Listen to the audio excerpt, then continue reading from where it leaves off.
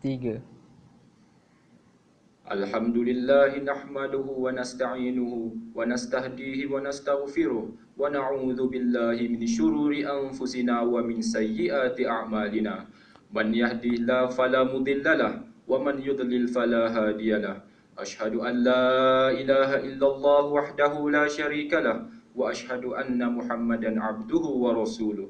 Allahumma salli wa sallim ala sayyidina Muhammad wa ala alihi wa sahbihi salatan salaman daimaini mutalazimaini ila yaumiddin. Amma ba'd. Fa ya ibadallah ittaqullaha haqqa tuqatih wa la tamutunna illa wa antum muslimun.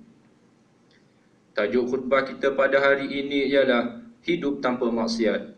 Ikhwanil muslimin, marilah sama-sama kita bertakwa kepada Allah Subhanahu wa taala dengan memperkukuhkan pengabdian diri kita kepadanya dengan melaksanakan perintah-perintahnya dan meninggalkan segala larangannya.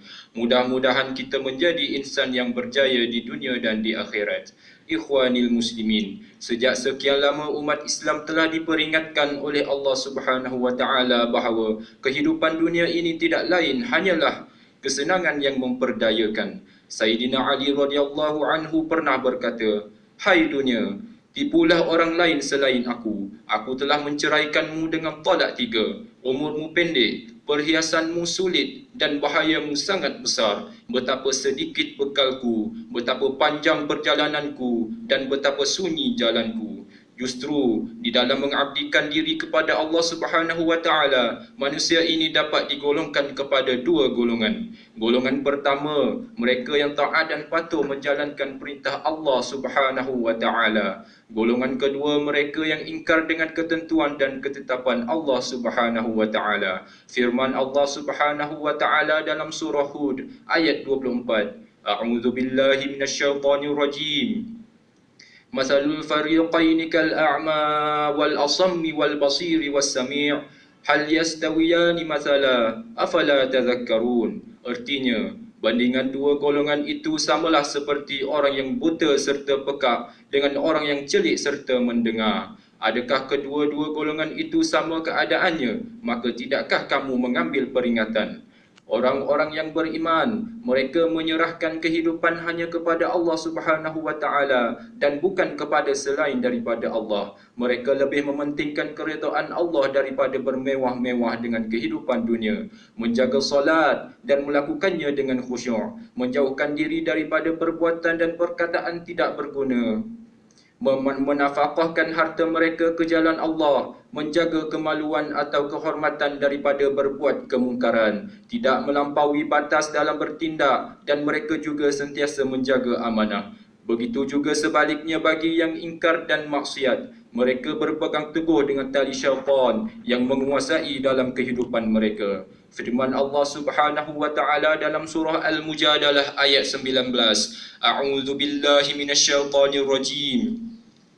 Istahwadha 'alaihimus syaitanu fa'ansahum dzikrallah ulaika hizbus syaitan ala inna hizbas syaitani humul khasirun. Artinya, syaitan telah menguasai mereka sehingga mereka lupa mengingati Allah. Mereka itulah puak syaitan. Ketahuilah bahawa puak syaitan itu orang yang rugi.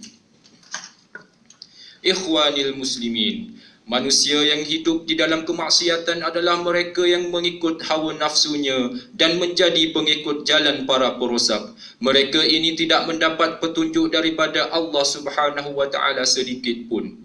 Di dalam hatinya terdapat sifat-sifat tercela seperti tamak, hasad dengki, iri hati, malah mendorong ke arah kemaksiatan dan kederhakaan kepada Allah Subhanahu wa taala. Sayyidina Ali radhiyallahu anhu berkata, "Yang paling aku takutkan menimpa kamu adalah panjang angan-angan dan mengikuti hawa nafsu.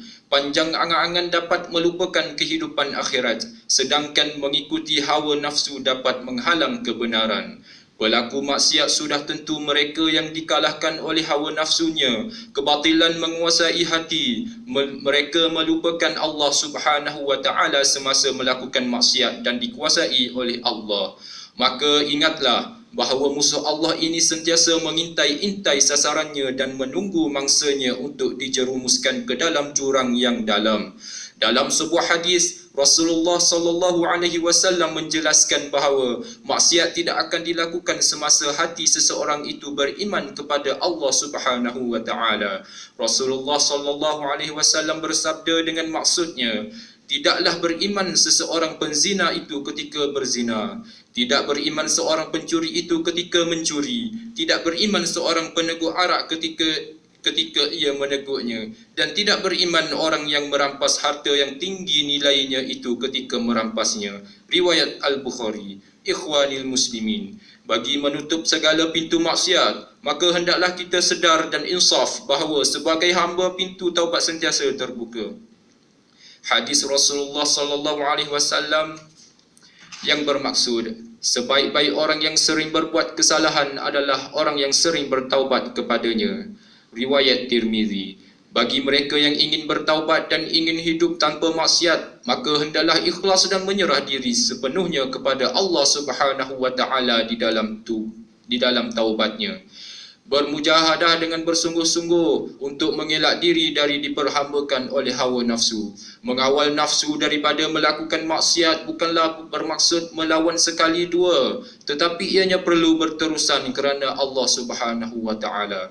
Apabila seseorang bermujahadah melawan nafsunya, kebaikan dan keberkatan akan datang kepadanya. Ikhwanil muslimin, dalam kehidupan hari ini, ramai manusia yang hidup bermaksiat. Ingatlah wahai muslimin sekalian bahawa kejadian-kejadian yang berlaku masa kini seperti gejala sosial, keruntuhan akhlak, kes-kes jenayah, pembunuhan, penindasan sesama manusia, membunuh diri dan melakukan kejahatan, kezaliman ke atas makhluk-makhluk Allah adalah perbuatan yang dipengaruhi oleh hawa nafsu. Ingatlah bahawa mereka yang menjadikan nafsu sebagai petunjuk kehidupan akan menemui kegagalan akhirnya.